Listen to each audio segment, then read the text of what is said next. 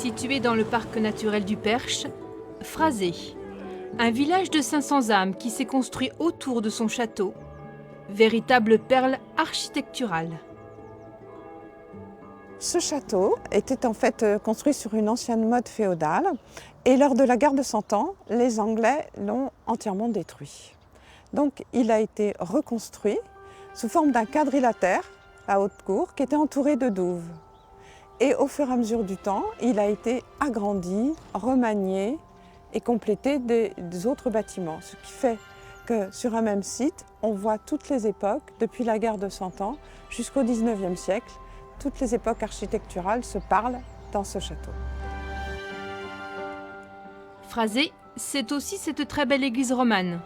Incendiée par les Anglais en 1420, elle a été reconstruite avec une nef principale, puis agrandie au fil des siècles, avec ses 4 chapelles.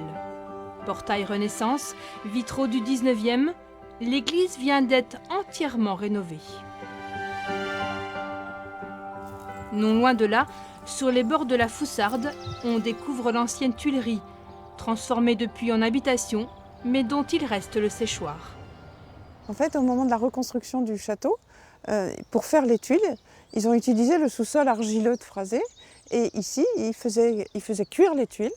Et on est devant le séchoir qui donc permettait de faire sécher le bois et de faire sécher les tuiles. D'où la disposition particulière des briques qui permettent une bonne ventilation du séchoir.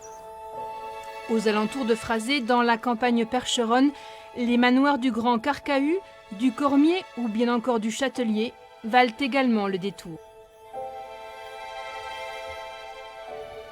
Reste enfin aux visiteurs à découvrir ces petites merveilles que sont les épis de fêtage en céramique. Le village en compte plus d'une 30aine.